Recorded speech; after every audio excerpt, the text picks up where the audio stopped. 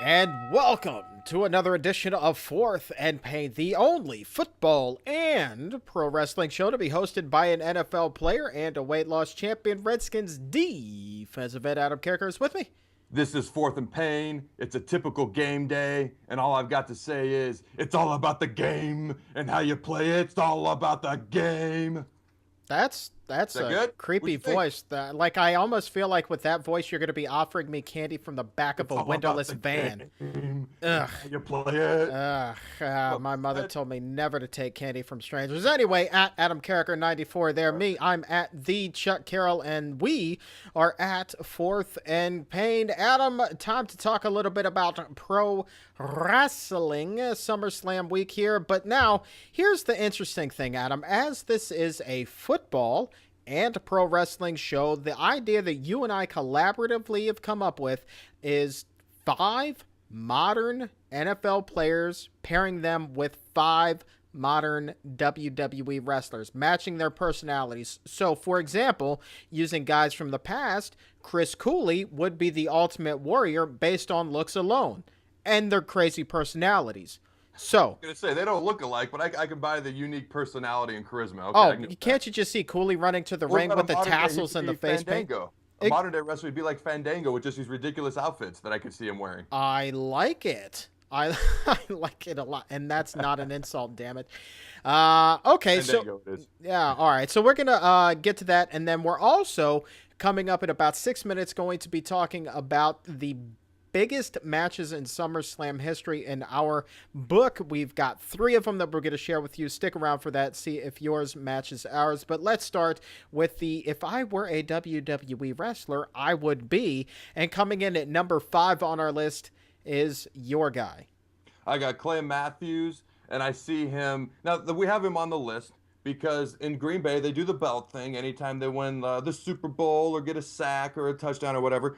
But also, this individual, Clay Matthews, showed up on a SmackDown about 3 years ago during the match. I forget who was wrestling, but during the match, the referee got knocked out, and it was in Green Bay, and out walks Clay Matthews. Looks at the crowd, runs down to the ring, a 1, 2, 3, and the crowd goes wild. So he's obviously got some sort of connection to the WWE. And the guy he reminds me of is Triple H. The long-haired Triple H, the long flowing locks, just like Mr. Clay Matthews. Triple H knows what it's like to be on top. He knows what it's like to be a champion, to hold that belt, the championship belt. So does Clay Matthews. When they won the Super Bowl a few years back, Triple H is also arguably one of the best to ever do it, if not the best, arguably. And Clay Matthews is one of the best pass rushers, best outside linebackers in the game today. And before his career is all said and done, he could also be one of the best at his position. Yeah, but the question for you, my friend, is will Clay Matthews be shaving his head this year, a la Triple H? I seriously doubt it. That's kind of his whole deal. Although I thought it was Triple H's. Maybe Clay. Oh, another thing. Clay Matthews does the flex after he gets the sack, just like Triple H always does that flex after he spits the water. Dude, they love them. They love them some WWE in the NFL. At number 4 for me is a guy that went to, well, a prestigious university, Stanford. We're talking about Richard Sherman of the Seattle Seahawks. He's loudmouth. He proclaims to be the best, and he backs it up. So who do we naturally want to compare him to? If The you smell. Sorry, go ahead. Exactly. Take my thunder. The Sorry. Rock. Okay, this is a guy, Miami, believe it or not, a private university, equally tough to get into. So these guys are not only bright and intelligent, but they're loudmouth, they're braggadocious, but they back it up with their performance on the field or in the ring. Richard Sherman is The Rock. The Rock is Richard Sherman. Who do you have at number 3? I see that connection, and Miami is much tougher to get into than people know. At number 3, I've got 2 people who couldn't possibly be more physically different or opposite. You've got one guy who's a little vertically challenged, and I'll say that if anytime he comes on the show, and I've said it to him on the show, Mr. London Fletcher. And then you've got the Undertaker, who's nearly 7 foot tall.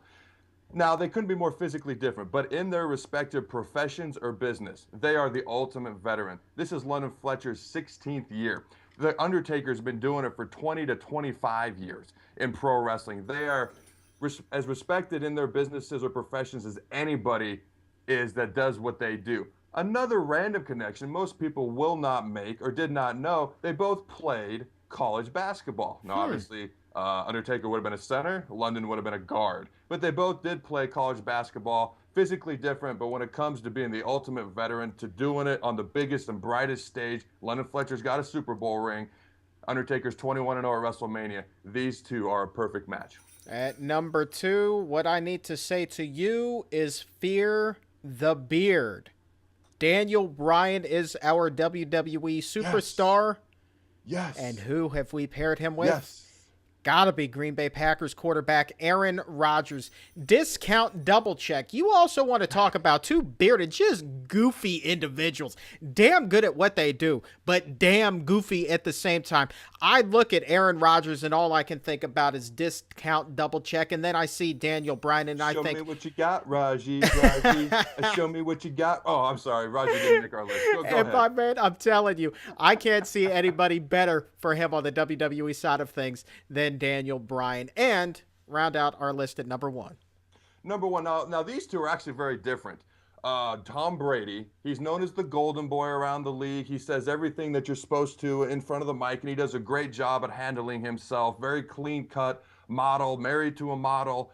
And then we're going to pair him with somebody that makes absolutely no sense on the surface. CM Punk, somebody who's tattooed up, somebody who is the exact opposite. Loves to talk, loves to run his mouth. Made it big when he cut that famous promo in Vegas, just airing out all of his grievances, something Mr. Brady would never do. But here's the connection. Tom Brady,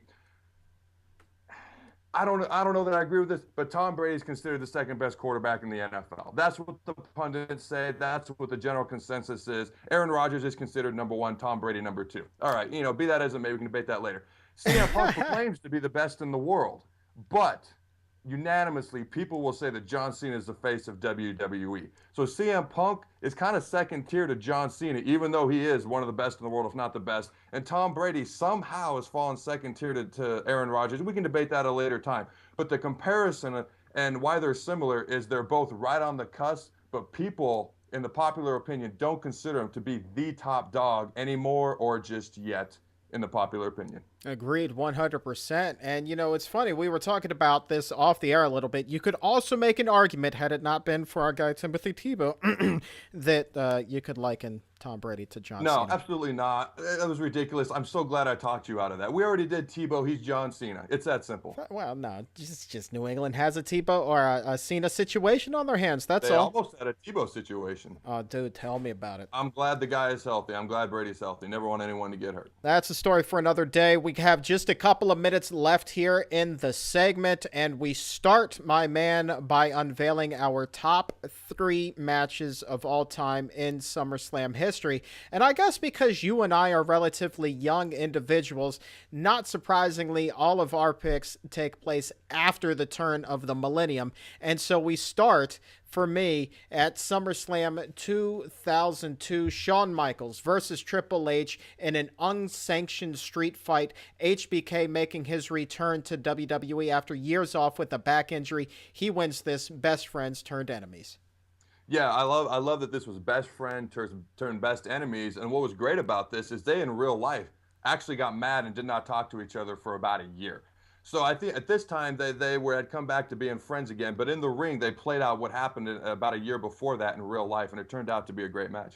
Yeah, number 2 on my pick, not too far ago.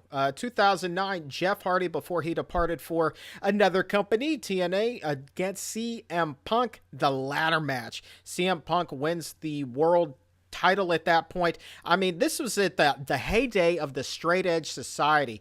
Jeff Hardy was on the top of the world. CM Punk was the most hated villain in recent WWE history, man. I loved this match. This was, I believe, Hardy's second to last match with WWE before he went to TNA. And yeah, like you said, this was great because it was the flawed hero. Hardy has everyone knows about his drug history. The flawed hero versus the self-righteous villain in the straight edge society of CM Punk. Great match. Great pairing, too, of storylines. Oh, it was phenomenal. It was literally ripped from the headlines. It played out exactly, their real-life personas played out there, And at number 1 for me, not only just number 1 for me all time on SummerSlam's list, but this is probably one of my favorite matches of all time, point blank and period. A 3-way TLC tables, ladders, and chair match between Edge and Christian, the Hardy Boys, and the Dudley Boys at SummerSlam 2000. One of my fondest fondest memories of pro wrestling ever. We're talking about high spot after high spot. We're talking about guys in the middle of the ring on top of a 15, 20-foot ladder falling all the way outside the ring through 2 layers of tables. Unheard of at the time in WWE. Phenomenal. Yeah, before the show, you couldn't stop telling me how much you love the match. I actually have never seen this match. I got to go look it up online after this. Now, honorable mention, British Bulldog versus Bret Hart. British Bulldog was married to Bret Hart's sister in the mid-90s in SummerSlam, the brother-in-law match with the British Bulldog winning. Honorable mention. I'm telling you. And, of course, I just got to go back to that TLC match one more time, man. Look it up on YouTube. I'm telling you, you will be enthralled. It is the strongest half hour that you will ever watch in pro wrestling. But with that, we are fresh out of time here. This is Fourth and Pain. Don't go anywhere.